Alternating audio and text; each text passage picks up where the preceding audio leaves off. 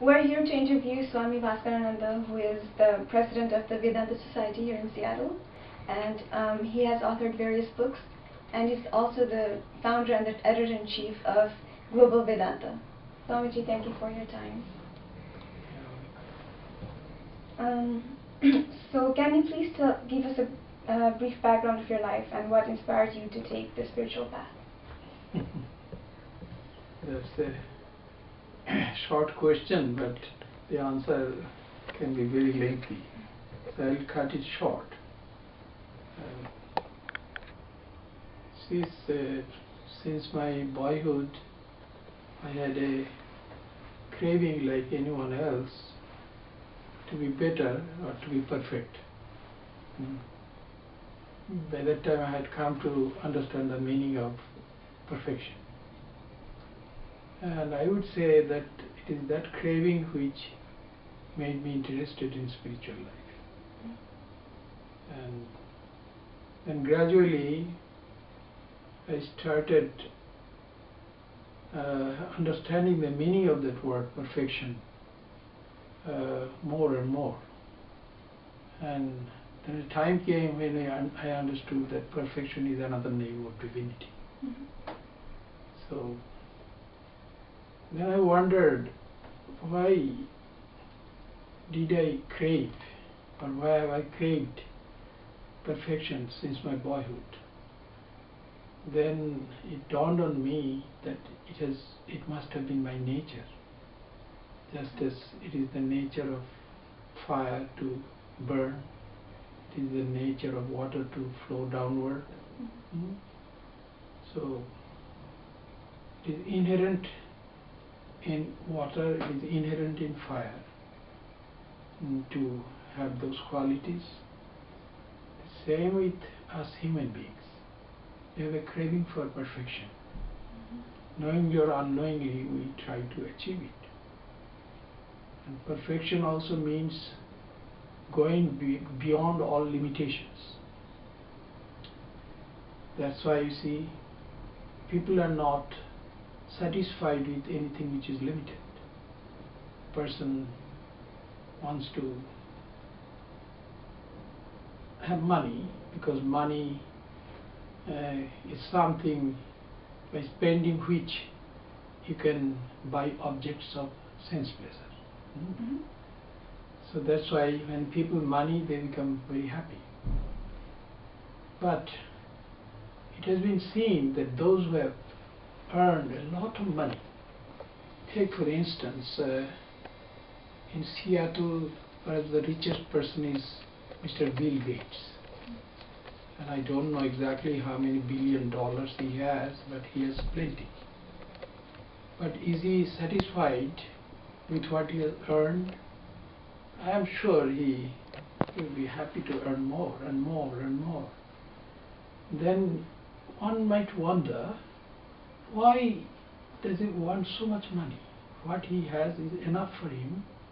Maybe if he has a son or a daughter, it may be enough for them as well.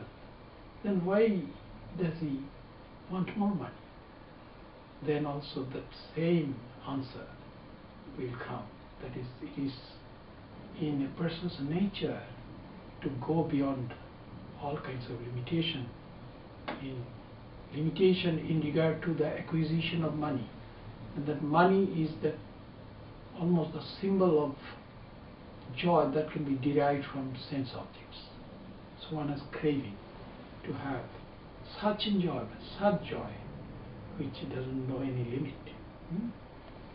So these things are explained in our religious tradition, what you call Hindu tradition. And it has been said that divinity is infinity itself. There is no limitation in divinity. And our scriptures say that divinity does not have any personality either, because a personality is a limitation. So that is impersonal. And the ancient sages call that divinity Brahman. And is greater than the greatest. In plain language, that's what it means. And So what is it? Well, it cannot be defined.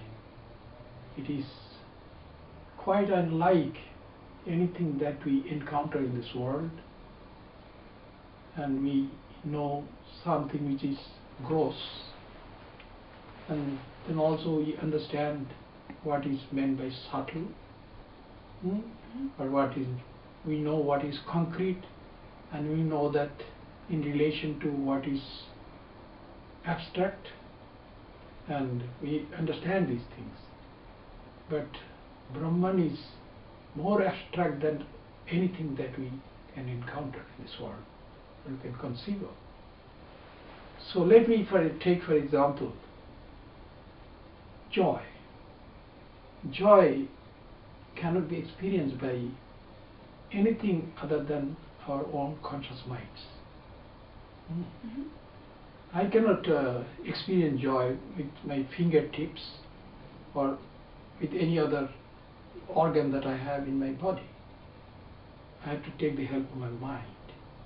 It is mind which can know joy, which can experience joy, because it is very abstract. But God is much more abstract than that. And God has been described as Ananda. Sat Chit Ananda. They say that Brahman is existence. Brahman existing, everything else appears to exist. Brahman is like a movie screen, and the motion pictures are being projected on that movie screen. In a motion picture or in a movie, you may see mountains, you may see lakes, you may see people walking back and forth, and so many things you notice there. But do they really exist? Yes, as long as the movie lasts, they seem to exist.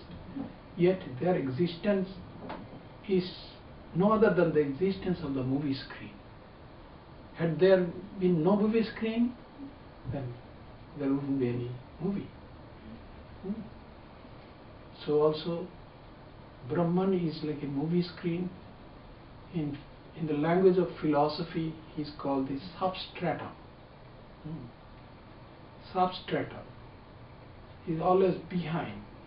He's on Brahman, everything is existing. So that's why Brahman is called existence. Why not existent? Because Brahman is not a person. Personality is limitation. Brahman is beyond personality. So Brahman is existence, and that is called Sat. Then Brahman is consciousness also. Consciousness or pure intelligence, that is Brahman. Well, you may say, I am conscious. That means my mind is conscious. Is my mind Brahman? Then they will answer that this consciousness is not a natural ingredient of the mind. It comes to the mind, it manifests itself in the mind, but it is not a quality of the mind. The quality cannot be separated from something which has that quality. For example, burning capacity of fire is a quality of fire. You can't separate that quality from fire. But in regard to a conscious mind, the consciousness can leave the mind. When a person goes to a hospital for surgery, then he's subjected to some chemical. That may be chloroform or anything else. It could be laughing gas, and that person loses consciousness. Consciousness means the mind loses consciousness, the mind of that person. Loses means the consciousness at that time is not manifested in the mind. It has disappeared. And unless the mind is conscious, the mind can't think. So at that time the person cannot think of anything. That person is not even aware of that, what you call ego, I. That is not there, that sense. But when that person recovers from that unconscious state, that his consciousness has come back to that mind. and then that person, the first thought which comes to the conscious mind is I. And when that thought comes, that I is the ego, and I call it the factor of separation. Immediately it separates itself from everything else which it is not. I am not this chair, I am not this room, I am not this, not those people around me, the nurses or the doctors. That's what that person will know. So when I appear, then many also will appear. Then the world appears. So you can see that consciousness is not an inseparable quality of the mind. It comes and goes. And our scriptures say that that consciousness is Brahman. Everything is resting in that Brahman. Like whatever you see in a movie, that is resting in what? The movie screen, right? So also Brahman is consciousness itself. And then that is called Chit. And then Brahman is Anandam. Anandam, what kind of Anandam? That means joy, not sense-derived joy. Sense-derived joy is called enjoyment. I am drinking a cup of Starbucks coffee. Let me suppose. And people love to drink coffee. And then I am getting some joy out of it. That is sense-derived enjoyment. That is called in Sanskrit Sukham, not Anandam, Sukham. And then, but if there is Sukham, that means that kind of enjoyment, then there is suffering also comes along with it as a pair. Our philosophers, Hindu philosophers, call this world a world of pairs of opposites. That means if I know darkness, I must know light, and vice versa. They come as a pair. It is impossible for me to know light without knowing darkness. Well, once I met the principal of our blind boys school near Calcutta, which is the best blind boys school in India, run by the Ramakrishna Mission. And that principal was born blind, and but he was very bright, and he went to England and he got some degrees from some prestigious universities in England, and then he was made the principal. So I asked him one question, Mr. So-and-so, do you know what we call darkness? And he said, no, I don't know. But we think that they're in perpetual darkness. But he said, no, I don't know darkness. Because had he known darkness, he would have known light also. He said, then I said, but don't you have some concept of what darkness is and what light is? Then he said, yes, it is. I know that they're opposite to each other, just as cold water and hot water. They're opposite to each other. Heat and cold, they're opposite to each other. That I can feel. So also it must be something like that. But I have no experience of that. So in order to know darkness also, one has to know light. He had never had any idea about light, so he never could have any idea of darkness as well. See, interesting, isn't it? I had such a curiosity to know things. Since my boyhood, I have had that problem. I had so many whys. Why is it so? Why is it that I would pester my big sisters and others who were around me asking such questions? Then one of them told me, you see, there used to be a boy in Europe like you. He used to pester his mother by asking her so many questions. Then his mother said to him, my son, you read, then you learn. And that made sense to me, and I was quite young at that time. But then I started reading, and eventually I became a voracious reader. And that habit I gave up after joining the monastic order. Then I became picky and choosy. I read only some chosen books. So anyway, that is, I'm sure there must be many other boys like me. I'm not any exception. So that's what brought me to this monastic life, or that was the beginning of spiritual life, because every person is on that path, whether the person knows it or not, because every person is seeking that infinite joy. Now I was talking about enjoyment, then what is then anandam? I have to explain from what is anandam. Anandam is neither joy nor suffering. Because the joy that we experience from sense of, they form a pair. But anandam doesn't belong to that pair. What is anandam then?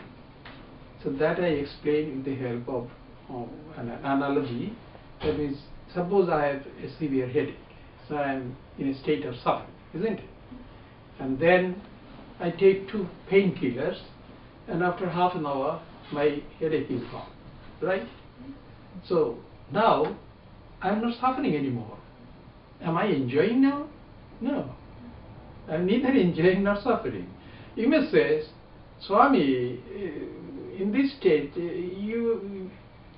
you've got relief from your suffering. Not only relief from suffering, no, relief from enjoyment, not suffering. So that's why worship is a very important practice. I also mean the truth of the term, it indicates divinity. So is happy now. We are all praying that up. Why? Because it is nature. It is already in us. That is one of the fundamental teachings of Hinduism. You are Brahman. Everything is Brahman. Everything is divinity, right? So we are all walking the path of spirituality, because the path of spirituality leads us to what our true nature is. Clear? Yes. That's it.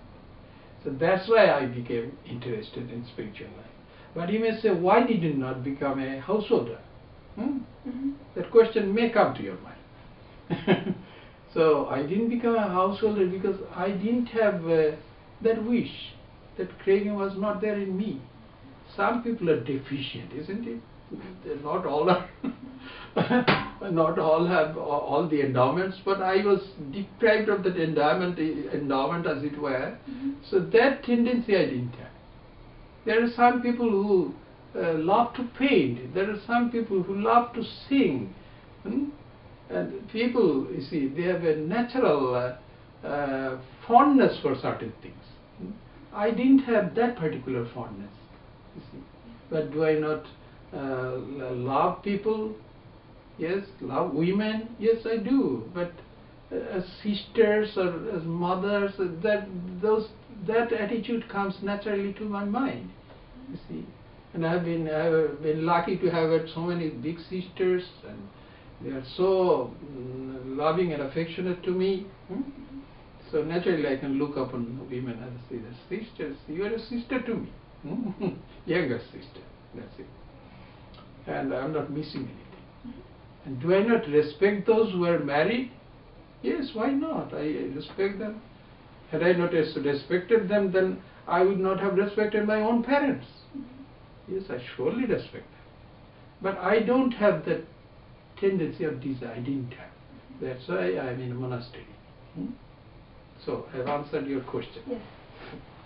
So what inspired you to come to the US? I didn't come on my own. Well, you see, we are like so many soldiers in the army. It is not an exact analogy, but more or less it is something like that. So the soldiers, they don't have any choice. Wherever they are sent, they have to go. And once we join the monastic order, we surrender to the will of God. And any organization has to run in a disciplined manner. And then, so it being an organization, administration is needed. So there are 2 kinds of administration. One I call the pyramid type of administration. The other one I will say radial type of administration. That means the person who is the chief administrator, he is at the center, and he and so many other people are around that person in a circle, as it were, and he establishes contact with each one. I call that the radial type of administration. But the other kind of administration is the pyramid kind. So you see, at the base, there is so much more length, and as you gradually go up, the length diminishes, and at the tip, only a point is there, right? So there are so many different levels there in a pyramid. So also in an administration, so some are there, and to supervise them, so a fewer number of people are there, and to supervise them, still fewer number of people, and eventually there is someone who is the figurehead, administrative figurehead. So our organization is that way, but that administration is based on love and sympathy, you see, because they're all brother monks, you see. And nobody, because a person is the administrative head, that person doesn't feel that that person has become spiritually elevated. It is a responsibility only. So our president is at the apex, but he doesn't think that he is superior to others. No, they all have humility. They are very humble people, and so they think that God is the chief, so to say. And we have chosen a divine incarnation as the representative of God, and that divine incarnation is Sri Ramakrishna. So Sri Ramakrishna is the chief. So that's how we look upon him. And then all others, we are his children. Truly speaking, we know that all the people are his children, either daughters or sons. So we are so many sons, we are there, and so we have been given different responsibilities, administrative responsibilities and executive responsibilities, and we have to shoulder them, and in a spirit of service, you see. And we are not salaried people. The question of salary doesn't arise. We are not paid people. We are volunteers, lifelong volunteers. And the goal is what? The goal is to know divinity. And through selfless service that can be attained. As our scriptures say, that's what we try to do.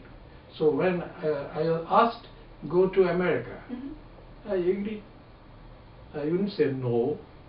That's not what a good soldier will do, isn't it? Here, during some young men, they join the army, and then when they are expected to be so many weapons to be used against the enemy, right? If the enemy attacks. But when there is an attack, and then that one of them says, no, I am a conscientious objector. He has taken salary for all these years and he has been trained to be a fighter, but he says, I am a conscientious objector. Well, why? Oh, I have been studying some books on non-violence lately. That's why I have become non-violent. But that is an excuse only. You see, had he really become non-violent, he would have left the army and he had gone to work elsewhere, right? So that's what one should not do. Because we cannot deceive other people as much as we can deceive ourselves. We are always trying to deceive ourselves, and we must have enough intelligence to catch us when we are trying to deceive ourselves. Then that improvement will be there. In any case, you see, this monastic organization is that way. That's why they asked me to come, and that's why I have been here. Will I go back? Never. I need to be a quitter. To me, this is the battlefront. It's a different kind of battle, though. I will not go back. That's why I'm here. And I've been here for how long, you know? Much longer than you have been in this world. I've been here for more than 34 years. Could you give us a brief description of how your day is like, a typical day? A typical day, now that I am here, you see, and we have several brother monks, were junior to me, and I hold classes for them for monastics. So in the morning we wake up quite early in the morning and come to the shrine, and then we have something called Mangala Ratrikam. That means in Western language we call it the Vesper, morning Vespers. That means we sing some hymns, and then we wave some lights and all, which is a kind of worship, you see, of divinity. And there are also many symbols, lights and this and that. Symbols, with those symbols we adore God, and then we sit down and we sing one bhajan, and after that we sit there for an hour or more in order to do our own spiritual practice, such as chanting of the holy name or meditation. That's what we do. Actually for 1.5 hours we do that. After that we meet, there is a class, and we chant together some of our scriptures, particularly the Vedic scriptures, and those things we chant, and then we read the Bhagavad Gita and many other scriptures on a rotational basis, you see. And we read also the works of Swami Vivekananda and other great saints, you see. So that's what we do.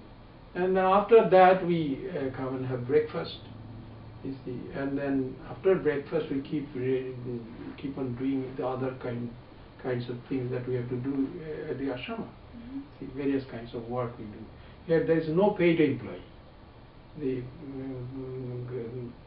yard and taking care of the yard and all, pruning trees, everything we do. Vacuuming the rooms, and when guests come, taking care of their beds and preparing their beds, and when they go away, then we put everything, the bed sheets and all, into the laundry, and everything that you can think of, and bathrooms and all, we clean everything. And with great joy we do it, because we think that everything belongs to God. And so this is my service to God. God will be pleased. So that's why I see our life is full of joy. So this is what we do, and then in the evening again we have lunch around 1 o'clock, and then people come to see me because I'm pretty old now, so they think that sometimes people are under the wrong impression that something which is old is gold. So they come to talk to me, and they sometimes bring their spiritual problems, and if I know the solutions to such problems, I try to help them. That's why every day some people come. And then in the evening we have at 6 o'clock again we have Aratrikam, and the same procedure is followed. Then after Aratrikam it is at 6 o'clock, then at 7:30 we usually go and eat our supper, and then we have a class at 8:30 for monastics. Others who are around, they can also come and join. At that time also we read some holy books, and then we go to bed. Yes. Other than that, on weekly, there is some Tuesdays where I give some discourse on various spiritual subjects, and then on Sunday mornings also I give some talks. And I give my talks mainly for those who are of Western ancestry, and of course those who are from India, they are also most welcome. But those who come and attend the talks, most of them are of Western ancestry, because they want to know. Because those who are born in Hinduism, they somehow think that they know Hinduism. They may not know, but still they tend to think that they know. So that's why they are not too much interested in listening to discourses, but they love to come to celebrations such as some worship and all that, you see. And so that's how our work continues. We observe Durga Puja. It is mostly attended by those who are of Indian ancestry, and we have a retreat property which is fairly large, it is 21 acres, and we built some things, all with our own hands. The buildings, temple and all, monks and members we have built, because we didn't have money. Even now we don't have funds. So then how many people came? They counted up to 800. and the puja was for one day only. I counted up to 800. After that, they lost count. They stopped counting. So the number was much higher than, much larger than 800. So they came, some 50 or 60 people of Western ancestry also came. The others were all of Indian ancestry. So these a few celebrations we have, not too many. So that throughout the year we have. Okay. So I'll give you some idea about life here in the monastery. Hindus are a minority here in the US. What advice would you give to Hindus who want to continue their culture here? I would say each one should be an exemplar. The best that we have in our religious tradition, you see, that should be exhibited. And the best which is there in the Western tradition, that also they have to imbibe. So this is a place where the best of the East and the best of the West both are present. So that's what they should do, I think. Because then those who interact with the Hindus who have come from other countries and mainly from India, and then they will be very favorably impressed by that tradition. See? So many of our members who are actually they have become devotees. They call themselves Vedantis, because Swami Vivekananda didn't like the word Hindu, because that was given by others, some ancient Persians. But our religion is to be called the perennial religion, Sanatana Dharma, and it was based on what we call Veda. That is some super sensuous knowledge which had been acquired by our ancient sages. And therefore Swami Vivekananda thought that the name should be Vedanta or Vedantism. And the Vedantam is the highest knowledge that we find in the Vedas, usually in that part which is called the Upanishads, and that is also called Vedanta. So, but that's why all our centers here are called not Hindu centers, but Vedanta centers. Had it been possible for me to go backward in time through time traveling and met one of my earliest ancestors, and had it been possible for me to ask him, "Sir, do you know what is called Hinduism?" He would ask me, "What is Hinduism?" We wouldn't know it, because that term was totally unknown to them. They would call themselves Aryas, means noble people. That means it is like giving someone the name Krishna. It does not mean that person has become Krishna, but the expectation is that person will have certain qualities of Krishna as the person grows up. So also our ancestors, they would call them Aryas, means Aryas, and they would call their religion Arya Dharma also. Also Sanatana Dharma, Arya Dharma, and these are the terms they use. That's why you see this Swami Vivekananda called all the temples that we have abroad, call them Vedanta Society or Vedanta Centers. All right. Have I answered your question? Yes, one last question. The world is facing a lot of turmoil these days, wars and environmental degradation, economic failures. What can you say Hinduism has to offer to alleviate some of these problems? You see, a time came when Hinduism tended to be an otherworldly religion. But that was, the ultimate truth doesn't belong to this world really. It is transcendental, which is Brahman or which is divinity. But most people hadn't experienced that divinity, but still they started thinking that way. That was not proper. You see, when I am I am standing in front of a staircase which leads to the roof of the building, then maybe I go and stand on the first step of the staircase. But should I think that I have already reached the top? No. So if I think that I should, I am already on the top, will be a lie. So where we stand We should know first, then we should know how to climb the staircase. So also people at various levels of growth, mental growth, they have to gradually grow. And that's why those disciplines are already given in our religion. And the art of government and everything was there. If you read the ancient books, you'll be amazed to see what wealth of knowledge they had in those days. At a time came when our civilization became old, and then in an old person's body, some chronic illnesses become visible, like chronic rheumatism and that kind of thing. But some elderly persons can acquire something which the younger people don't have, which is wisdom. So wisdom also was there, but that was located in the minds of a small number of people. You see, so the society suffered from some chronic illnesses, the degraded caste system. That is one. That is one chronic illness, and some other illnesses also. So many saints came and they tried to tell people, no, don't go after those things.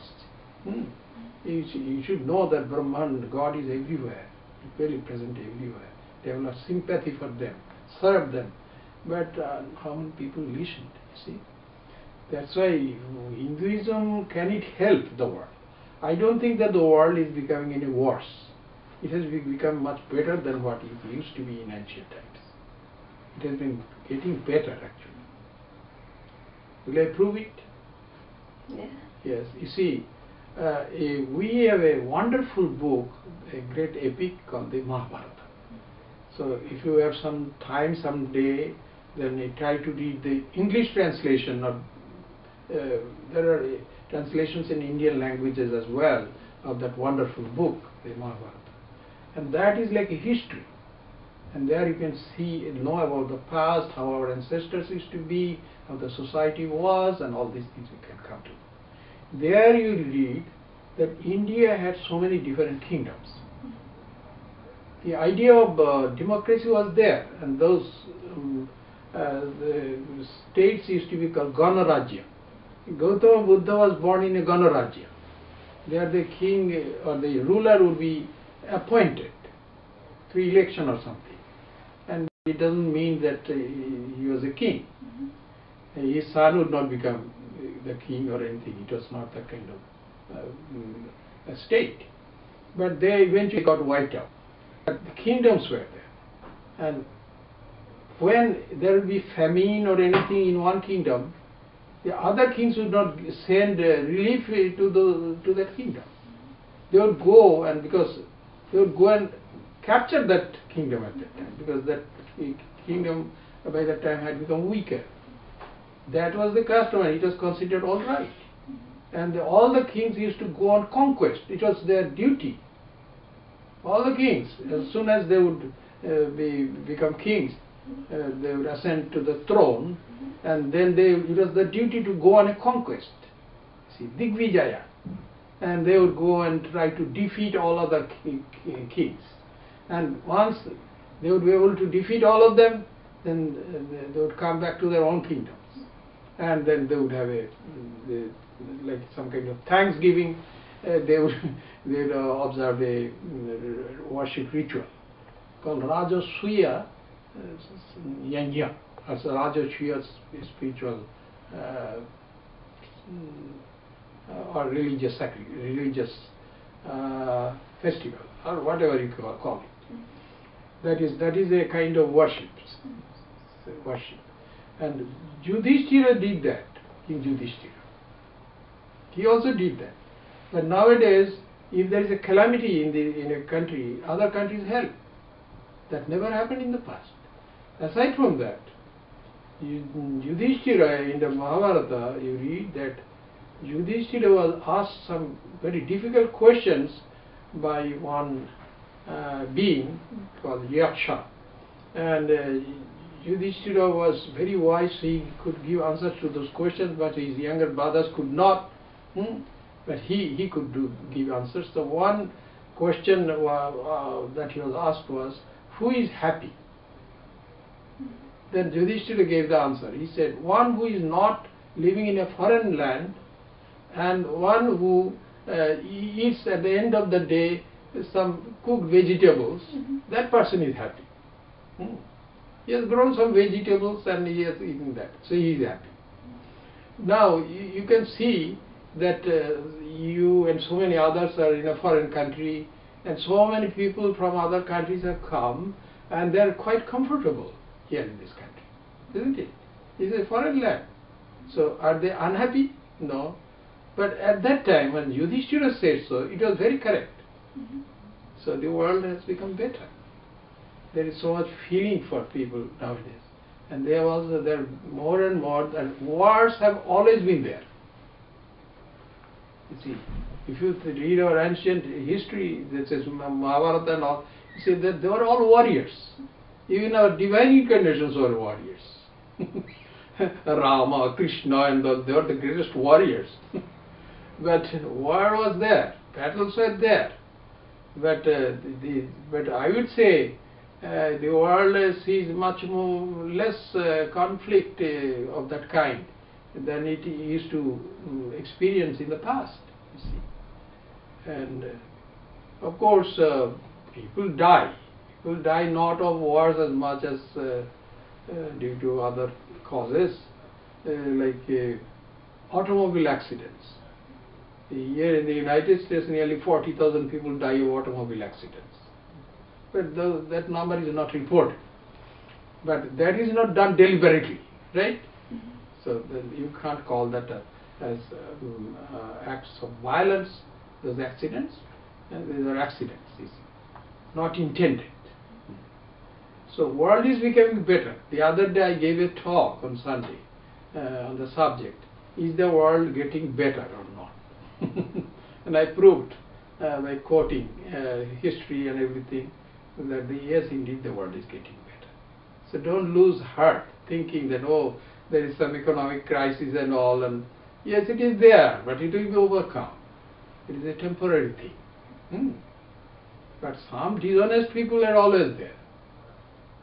Some company heads, unfortunately they were not that honest.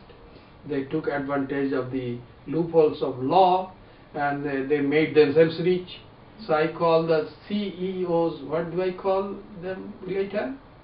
I call them Chief Exploitation Officers, not Executive Officers. And they exploit that situation in order to benefit themselves. You see.